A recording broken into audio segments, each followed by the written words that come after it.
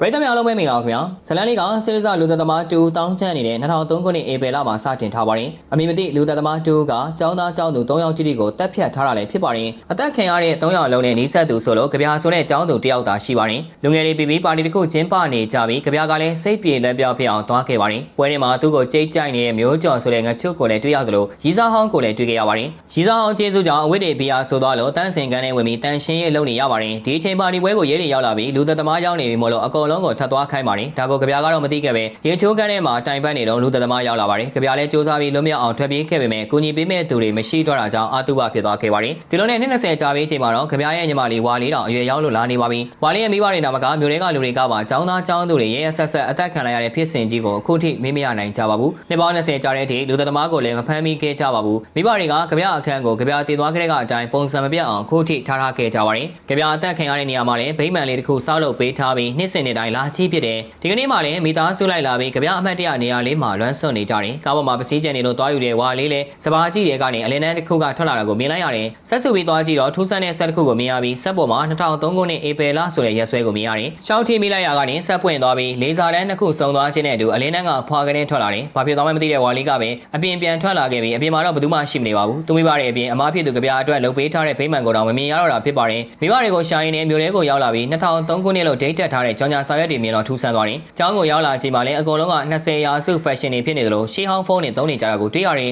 ်နောက်လည်းနိုင်အောင်ဖြစ်နေစမှာပဲသူမဖြစ်သူကြပြာကိုရှင်လက်လက်ကြီးမြင်လိုက်ရပါတယ်ကြပြာနဲ့အတူအခြားအသက်ခံရတဲ့လူတွေလည်းရှိနေတာကြောင့်သူ့ကိုယ်သူအတိတ်ကာလစီရောက်လာမှန်းသဘောပေါက်သွားတယ်ယူမဗီတာတင်တဲ့ဆရာကြီးသွားပြီးအချိန်ခီးသွားခြင်းအကြောင်းကိုမေးတော့ဆရာကသူ့ထက်ကျွမ်းတဲ့မျိုးကျော်နဲ့မိတ်ဆက်ပေးလိုက်တယ်မျိုးကျော်လည်းအချိန်ခီးသွားခြင်းအကြောင်း theory တွေရှင်းပြပေးလိုက်တယ်ညနေခင်းမှာကျောင်းသားတွေကမျိုးကျော်ကိုဝိုင်းချုပ်ပြီးချောင်းနဲ့ပြချဖို့လုပ်တယ်ကျန်တဲ့ကျောင်းသားတွေကလည်းမတားကြတဲ့အပြင်အကုန်လုံးကဝိုင်းပြီးကြည့်နေကြတယ်မနေနိုင်တဲ့ဝါလေးကပဲဝင်တားလိုက်ရပြီးအနိုင်ကျင့်နေတဲ့ကောင်တွေကိုပါစော်လိုက်ပါသေးတယ်ဆရာတွေရောက်လာလို့ဒီလောက်နဲ့ပဲပြီးသွားကမျိုးကျော်နဲ့ဝါလေးတို့လည်းပို့ပြီးရင်းနှီးသွားကြတယ်ဝါလေးလည်းမျိုးကျော်ကိုယုံလို့သူ့ဖုန်းကိုထုတ်ပြလိုက်ပြီးအနာဂတ်ကဆိုတာတက်တည်ပြလိုက်တယ်မျိုးကျော်ကလည်းယုံသွားပြီးစပါးကြီးတဲကဆက်ကြီးကိုတူတူသွားကြည့်ကြတယ်ဆက်ကအလုံးမလုံးတာကြောင့်စစ်ဆေးလိုက်တော့တက်ခဲလိုမျိုးပစ္စည်းတစ်ခုအားကုန်နေတာကိုသိသွားတယ်ဒီဆက်ကဖားသားကြီးအလုံးလုံးတဲ့ကံပဏီကထုတ်လုပ်ထားတယ်ဆိုတာတစ်စိတ်ကိုကြည့်ပြီးသိခဲ့တယ်ဝါလေးလည်းနောက်နေ့ရက်နေဖြစ်မဲ့လူသက်မှုတွေအကြောင်းမျိုးကျော်ကိုပြောပြတယ်အတိတ်မှာသာတစ်ခုခုကိုဝင်ပြီးစွတ်ဖက်ပြီးအနာဂတ်မှာပြောင်းလဲမှာမို့လို့ဝါလေးကိုဘာမှဝင်ပါဖို့မျိုးကျော်ကသတိပေးတယ်မျိုးကျော်ကကြပြားရဲ့အိမ်စာတွေကိုကိုပြီးလုပ်ပေးနေကြမို့စာအုပ်သွားပြီးကြပြားနဲ့ဝါလေးကိုမိတ်ဆက်ပေးတယ်ကြပြားကတော့ဝါလေးကိုသူ့ညီမမှမသိပဲရွယ်တူတင်ပြီးပေါင်းသိနေတယ်စကားတွေပြောနေရင်မှဒီနေ့ကကြပြားရဲ့တငယ်ချင်းတခြားចောင်းသားလေးတွေအသက်ခံရမယ့်နေ့ဆိုတာမှတ်မိသွားတယ်စူပါမားကတ်မှာအသက်ခံရတော့မို့လို့ဝါလေးလည်းကဲတင်ကျင်တဲ့စိတ်နဲ့တယောက်တည်းလိုက်သွားခဲ့တယ်စူပါမားကတ်မှာတော့အချိန်ပိုင်းအလုပ်ဝင်လုပ်နေတဲ့မျိုးကျော်ကိုတွေ့ရတာမို့လို့အကျိုးအကြောင်းကိုရှင်းပြလိုက်တယ်ဝါလေးတို့ရောက်သွားတော့လူသက်သမားကတယောက်ကိုကိစ္စတုံးမိနေပါပြီကြံနေသေးတဲ့ကောင်မလေးကိုကဲတင်ဖို့ဝါလေးကလည်းလုံခြုံရေးယူဝါခေါ်လိုက်တယ်ဒါပေမဲ့ကန်ဆိုးစွာနဲ့ပဲကောင်မလေးရောလုံခြုံရေးကပါအတူပါချသွားတယ်ဝါလေးလည်းသူဖင်ရပြီးကဲတင်ရှင်လုံးမိတာကြောင့်လုံခြုံရေးမှာမတည်တယ်ပဲတည်သွားတယ်ဆိုပြီးနောက်နောက်ရသွားတယ်သူ့ချိန်စီပဲပြန်ဖို့ဆုံးဖြတ်ကညဘက်မှာတော့ဖာသားကြီးရဲ့အလုံသမားကတ်ကိုဝင်ခိုးတယ်ကြပြားနဲ့ပပင်းတိုးသွားတာကြောင့်တခိုးလို့ထင်ခံရရတယ်လို့သူငယ်ချင်းတွေတည်သွားတဲ့စူပါမားကတ်မှာဝါလေးရှိနေတာကြောင့်လည်းတန်တရားဝင်နေပါတယ်ဝါလေးလည်းမတက်နိုင်တော့ပဲအနာဂတ်ကလာတဲ့အကြောင်းကိုထုတ်ပြောလိုက်ရတော့တယ်တစ်ချိန်တည်းမှာပဲအနာဂတ်မှာခေစားနေတဲ့ဒီကြောင်ညာလေးကိုပါပြလိုက်တယ်ဝါလေးလည်းသူ့ကိုယုံသွားအောင်ကြပြားအခန်းထဲမှာတွေ့ခဲ့တဲ့စာလေးဆောင်ကိုပါထုတ်ပြလိုက်တယ်ဒါပေမဲ့လည်းကြပြားကဒီစာကိုလုံးဝမမြင်ဘူးဆိုတော့ပေါ်ပြီးစွန့်အားကထွက်သွားလိုက်ပါတော့တယ်ညနေခင်းမှာကြပြားလည်းကြောင်းကသူ့ရဲ့လော်ကာထဲမှာဝါလေးပေးတဲ့စာနဲ့တပုံစံနဲ့တူတဲ့စာကိုမြင်လိုက်ရတယ်ဝါလေးနဲ့မျိုးကျော်တို့ကတော့အချိန်ခီးသွားတဲ့ဆက်ကြီးကိုပြန်ပြီးနောက်ဆုံးမှာတော့အောင်မြင်သွားပါပြီဒီအချိန်မှာကြပြားရောက်လာပြီးအနာဂတ်ကလာတဲ့အကြောင်းကိုယုံသွားပြီလို့ဆိုရင်ဖြစ်ခဲ့တာတွေကိုပြောပြခိုင်းတော့ဝါလေးလည်းဒီညအသက်ခံရမယ့်သူ့ငယ်ချင်းအကြောင်းကိုပြောပြလိုက်တယ်အတိတ်ကိုပြုပြင်ပို့ပြီးဆိုတာတွေဖြစ်လာမယ်လို့ရှင်းပြနေပေမဲ့ကြပြားကတော့သူ့ငယ်ချင်းကိုမရမကကဲမယ်လို့လုပ်နေတယ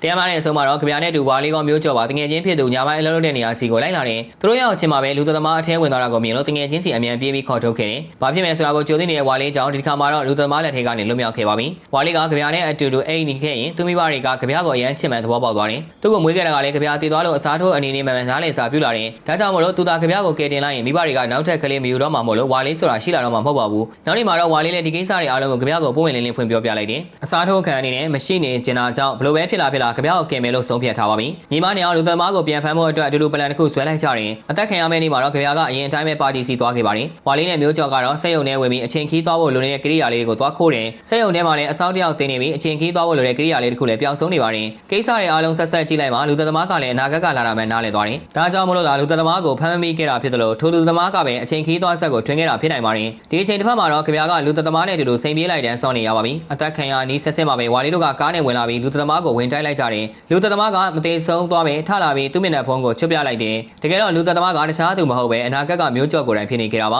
မြို့ကျော်လည်းဆုံးအပ်သွားခဲ့ပြီးဘာမှမလုပ်နိုင်ခင်မှာပဲကားမောင်းထွက်ပြေးသွားခဲ့တယ်။ကုမ္ပဏီကယူလာတဲ့ကိရိယာလေးကြောင့်ခင်ခီးသွားဆက်ကိုတုံးသွားနိုင်ခဲ့ပေမဲ့လူစိုးမြို့ကျော်ရောက်လာလို့တိုင်ပတ်ကုန်တယ်။လူစိုးမြို့ကျော်လည်းသူချောင်းနဲ့အပြစ်ချခင်ရတော့ကဖြစ်ခဲ့တဲ့အချက်ကွဲမှုတွေကိုပြန်ပြောပြနေတယ်။ပေါ်ပြီးဆိုတာကအိမ်တုန်းကသူရမ်းကြိုက်နေတဲ့ကြပြားကပါသူ့ကိုကြည့်ပြီးရည်နေခဲ့တာပါ။ထိုကလေးကမြို့ကျော်ဟာလူလုံးထွက်မပြရဲတော့ပဲအရှက်ရသွားကအရွယ်ရောက်လာချိန်မှာတော့ဆက်ကိုတီထွင်ပြီးလက်စားလာချေခဲ့တာဖြစ်ပါတယ်။လူစိုးမြို့ကျော်တော်ကီဖုန်းနေတာကိုခွင်ကောင်းယူပြီးဝါလေးကလည်းဆက်ကိုဖွင့်လိုက်တယ်။ဝါလေးကလူစိုးမြို့ကျော်ကိုပါသူနဲ့အတူတူအနာဂတ်စီပြန်ခေါ်သွားနိုင်ခဲ့တယ်။လူစိုးမြို့ကျော်ကဓာတ်နဲ့ထိုးဖို့လုံနေချိန်မှာဝါလေးကကားအားသွင်းကျွန်းနဲ့ဓာတ်လိုက်အောင်လုပ်လိုက်ပါတယ်။လူစိုးမြို့ကျော်သတိမေ့သွားတာနဲ့တုံဆိုင်မနေပဲအဆုံးသတ်ပေးလိုက်တယ်။အနာဂတ်စီပြန်အောင်သွားပေမဲ့အရာအလုံးကိုပြင်လိုက်မျိုးကြပြားလည်းမသိခဲ့ပါဘူး။ကြပြားမသိခဲ့တာကြောင့်မလို့မိမတွေကလည်းနောက်ကလေးမယူခဲ့တာကြောင့်ဒီအချိန်စီးကြောင်းမှာဝါလေးဆိုတာလည်းမွေးဖွားလာခဲ့ပါဘူး။ဒါကြောင့်မလို့ဝါလေးကမွေးဖွားခဲ့ပေမဲ့အချိန်ပြောက်လူသားတယောက်ဖြစ်သွားခဲ့ပါတယ်။ဒီကာလနဲ့သူနဲ့မသက်ဆိုင်တော့တာကြောင့်2003ခုနှစ်စီပဲပြန်သွားခဲ့ပါတယ်။ထိုကာလမှာအမားဖြစ်သူကြပြားနဲ့တငယ်ချင်းအသစ်ဖြစ်တဲ့မျိုးကျော်တို့ရှိနေတာကြောင့်ပျော်ပျော်ရွှင်ရွှင်နဲ့ဘဝအသစ်ကိုစတင်နိုင်ခဲ့ပြီးဆက်သိမ်းသွားပါတော့တယ်။လူကြီးမတို့သာဆိုရင်အခုခေတ်ကာလနဲ့ဖုန်းနဲ့အရန်ခင်မစားသေးတဲ့20ရာစုလောက်ကကာလတစ်ခုမှာဘယ်တစ်ခုကိုရွေးပြစ်မယ်လို့ထင်ပါသလဲ